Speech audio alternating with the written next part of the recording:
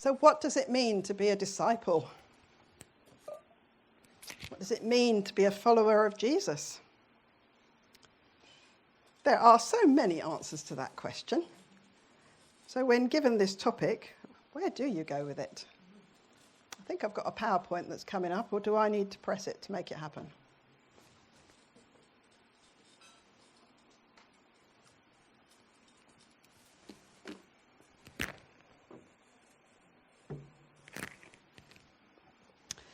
So Steve kind of gave me one or two verses, and I've gone into Hebrews 12. So Luke 9:23 says, he said to them all, whoever wants to be my disciple must deny themselves and take up their cross daily and follow me. I think these are words we are very familiar with. But I'm actually picking up, what does this really look like? What's the how of being a disciple? From Hebrews 12, verses 1 to 3. Therefore, since we are surrounded by such a great cloud of witnesses, let us throw off everything that hinders and the sin that so easily entangles, and let us run with perseverance the race marked out for us, fixing our eyes on Jesus, the pioneer and perfecter of our faith. For the joy that was set before him, he endured the cross, scorning its shame, and sat down at the right hand of the throne of God. Consider him who endured such opposition from sinners, so that you will not grow weary and lose heart. I think these verses are the how. It's the how to be a disciple. We don't actually know who wrote Hebrews. There's much discussion about it. It's not Paul. The language is all wrong. So for that, we're certain it's not Paul. Beyond that, it's a bit of a mystery. Some vote for James, but I don't think there is a known author of Hebrews. But there's such a lot of wisdom in Hebrews. And these first verses in Hebrews 12 give us such richness about what it means to be a follower of Jesus. So we're going to look at a few verses that are within this passage. And first of all, this first bit in Hebrews 12, or the second half of the first verse. Throw off everything that hinders and the sin that so easily entangles, or throw off every weight and the sin that clings so closely. The word for hinders is best translated easily entangled. Who likes to go in the sea here, or has done in the past? I haven't done it for a long time, but I used to love the sea. However, the problem sometimes is the seaweed. Yes? You know, the seaweed that gets caught around your ankles. We can't always see it. If we could, we'd avoid it. But we're trapped in it. And you know what we immediately start doing, or I do, maybe you don't, is the crazy seaweed dance. You just start doing this and this and go, oh. You don't do that, do you? I can tell, I'm alone. You're all majestic and elegant as you go into the sea. Oh, look, there's some seaweed. Not me. You see, perhaps as a Christian, we could do with reacting like that to sin sometimes. The sin that so easily entangles, perhaps we need to engage the crazy seaweed dance. When we think about long-term Christian leaders who fall from grace, and often dramatically, we think, how did that happen? But take a look at our own struggles and just magnify them somewhat. Or imagine if you had made one or two different decisions and you could find yourself entangled, struggling to shake off whatever it is because you've gone this way and this way and this way, and you gradually get further away from following Jesus. Could be a secret habit, pornography, a character flaw or trait, and maybe one that's been admired by family or friends. Oh, it's so straight talking. But in the wrong place can be really hurtful. And those words of excuse, well, it's just the way I am. It's not actually an excuse for sin, is it? Just the way I am.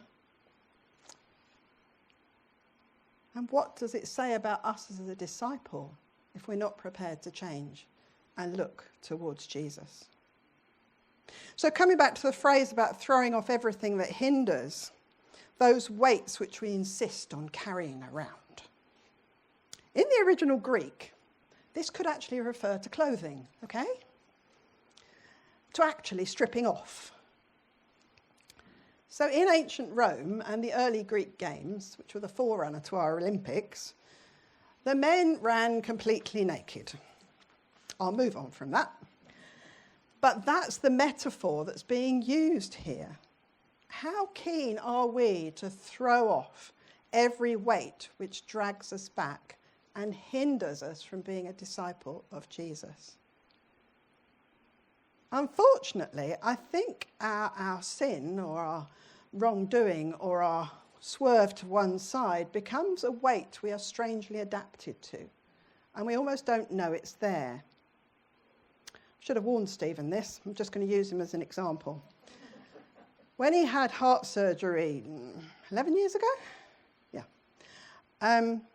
as many of you know, he's a keen photographer, and he has quite a weighty single lens digital camera, which he used to carry around everywhere. But after the heart surgery, he had to be really careful how he paced himself. And it was some little while after the heart surgery, and we'd gone walking in our favourite wood, and he thought he'd take his camera. It was only the camera, none of the lenses. And we were going up a slight incline, and he says, "I'm getting out of breath. Why am I getting out of breath?" So I said to him, "Give me your camera." Then he wasn't out of breath. But he was so used to just carrying it around, it didn't cross his mind that it was in those circumstances at that time it would make him feel out of breath. You see, sometimes the sin we're so used to just weighs us down, but we don't know the weight is there. Maybe the paraphrase is that we need to travel light. Remember what Jesus said in Luke 10 to the disciples as he sent them out. Don't take any money with you or a traveller's bag or an extra pair of sandals, and don't stop to greet anyone on the road. Travel light, he's saying. Well, that's a pretty big challenge to life, isn't it? It's fairly huge. So I wonder, what might we be carrying in our Christian lives as followers of Jesus that might be weighing us down? It might be old habits that don't feed our soul, but actually block out the light of Jesus. Historic ways of being that actually just bring us down. Or being surrounded by people that are very negative and don't bring you light. So that's the first thought about being a disciple of Jesus. We need to throw off the sin that so eagerly entangles and not to carry the weight of it around. The next verse is the run with perseverance. Everyone looks like that when they're running, don't they? What was the last quick fix solution you saw advertised on TV or online? Was it a cleaning tool which will take the effort out of scrubbing your oven? Was it a drink that will help you lose weight overnight? Was it a money-making scam to bring you quick riches? I don't know, there's loads out there, isn't there, that say you can do this instantly without any effort. No effort required if you get this thing. Doing things the quick way is everywhere in our consumerist society, and I confess, when I do a crossword, I cheat. I go on, after I've had a try, but I go onto an app to find out what the answer is. Well, I wouldn't do that if the app wasn't there, would I? But that's the way it is. We have to do it, and we have to have it, and we have to have it now. Where's the perseverance gone? Living the Christian life as a follower of Jesus is so countercultural, and Jesus never promised it was going to be easy. He predicted his own suffering. More than that, the suffering of those who followed him. And he said the harsh words of those that would have to leave father and mother, brother and sister, in order to be his disciples. It's difficult, isn't it? And then Paul writes in Romans 5, but we also glory in our sufferings because we know that suffering produces perseverance. Perseverance, character, and character, hope. All of this demonstrates A life of discipleship is a life of persistence and perseverance. When life is easy, then what is it to persevere? I actually think I've grown most in my Christian life when life was hardest. Maybe you can relate to that too. I don't think it should be that way, but it's when it pushes me to have to really depend on Jesus. I wonder, how are we digging in and tolerating discomfort? I wonder whether you've heard of the Pillar Saints. They're some of the desert fathers in ancient times, like in the 1st century. They wanted to get so close to God and so removed from what we'd call secular society that they went out into the desert, quite literally constructed a pillar, I think something like 20 foot high, and sat on the top of it for years. Not just for an hour or two. They lived up there. Don't ask me about just don't ask. I think that's extreme. I'm not expecting a pillar to appear in Uckfield. That would be weird. But we tend to want to anaesthetise our pain or our discomfort, emotionally, physically, and even spiritually. We will bring ourselves comfort in either keeping busy, binge watching TV, eating or drinking too much, scrolling through social media because it stops me having to think. But what's that about digging deep with Jesus? So consider Jesus in the Garden of Gethsemane. He allowed himself to dwell in the emotional pain of that. He didn't have to, did he? I don't think.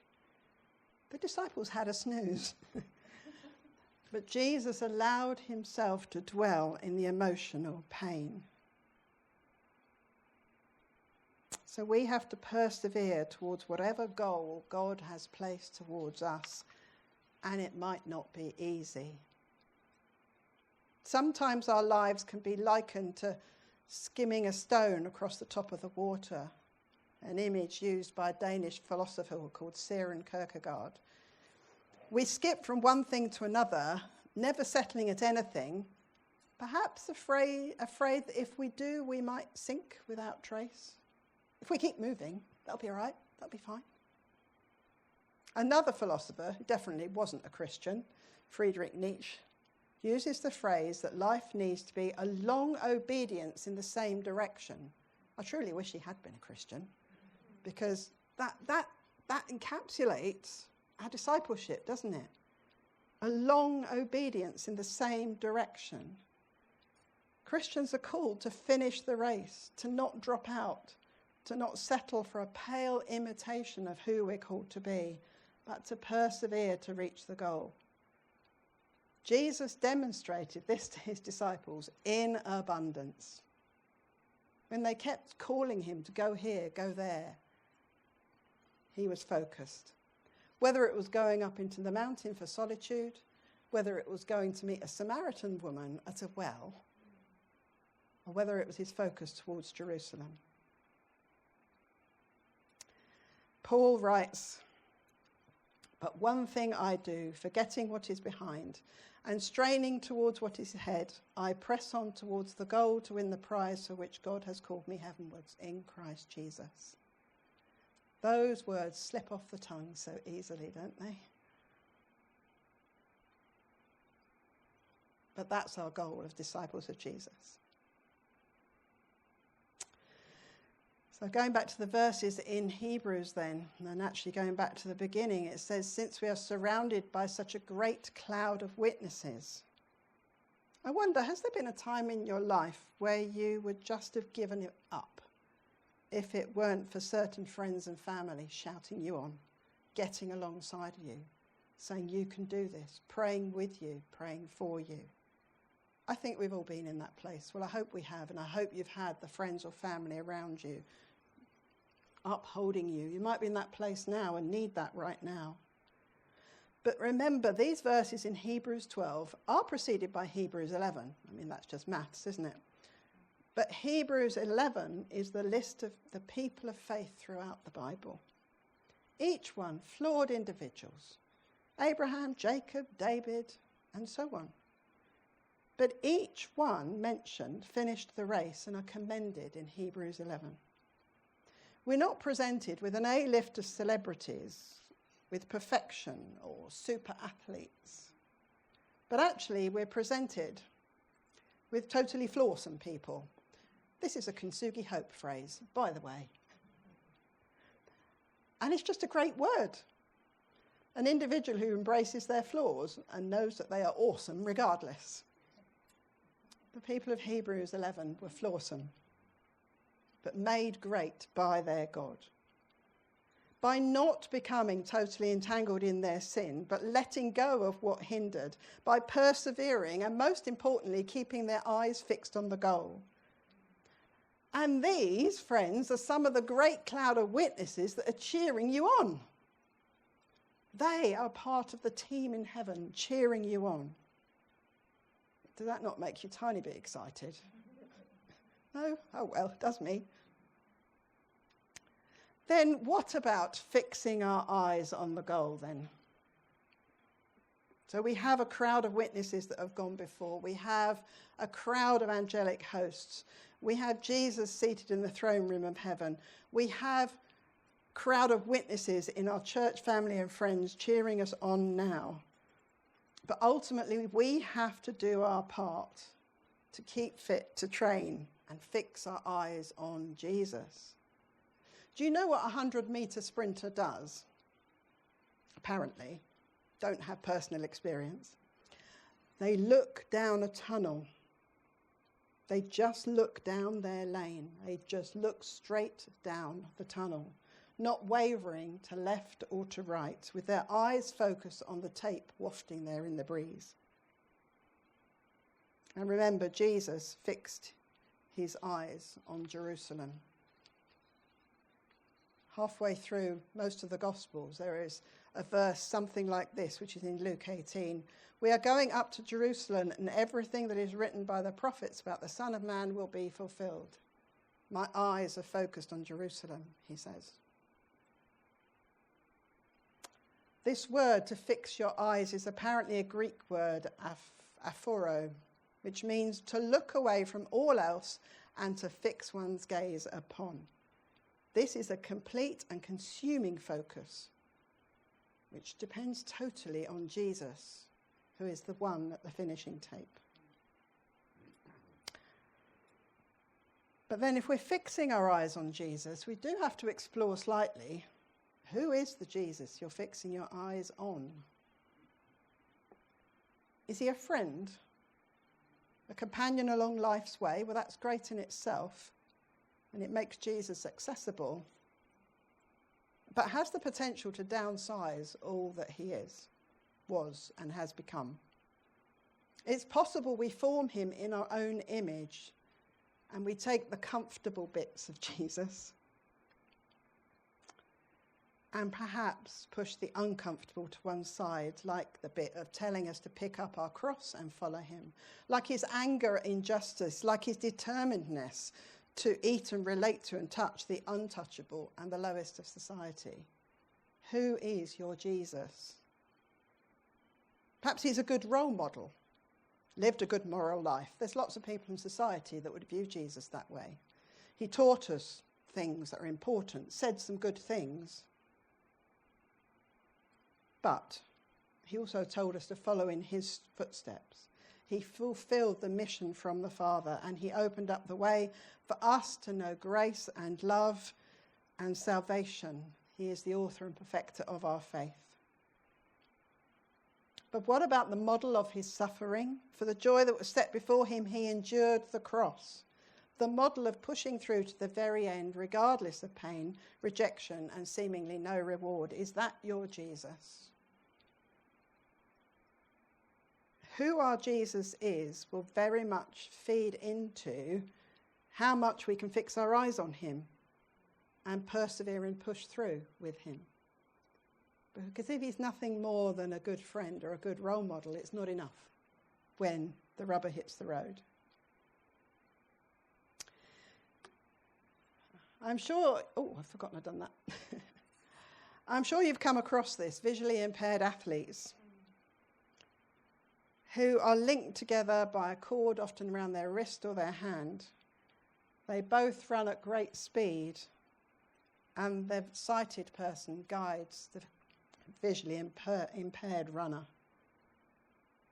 Or a higher level of trust that's required for downhill skiers. They actually have headphones in their helmets, and the visually impaired person, I think, is in front or something crazy like that. And the sighted person is behind, telling them what's coming. I mean, the level of trust that these people have to have in the sighted person is enormous. And that's a trust in a human being. How much greater and wider and deeper and broader is our trust in Jesus? As a disciple in Jesus, we have to know we can trust him completely, without doubts, and that he has our best interest at heart and will always lead and direct our paths.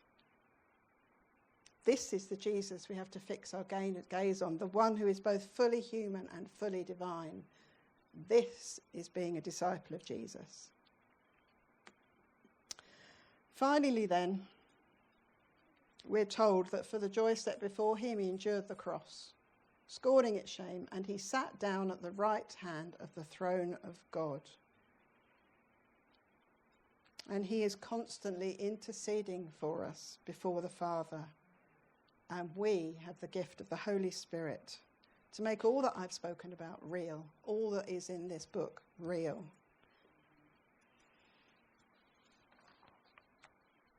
While we have to live our lives to the full and with our eyes open, we also need a spiritual gaze that looks beyond the immediate, looks through the cross to the greater purpose.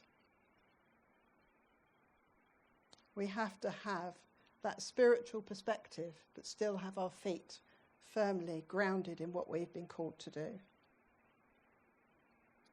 We have to throw off everything that hinders and the sin that so easily entangles, and run with perseverance the race marked out for us, fixing our eyes on Jesus. Surely this is the life of discipleship we've been called to as a follower of Jesus. So this week then, what do you need to do? So easy on a Sunday to sit there and go, I do it. But what do you need to do? What sin do you need to throw off which easily entangles? What crazy seaweed dance do you need to do? How do you need to run or walk more lightly and let go of the weight you're carrying? And who is your Jesus? Do you need to shift your image of who he is? Read more of the Gospels if you do, so that you know who it is you are following. Because it is worth it, totally and completely worth it. Thank you.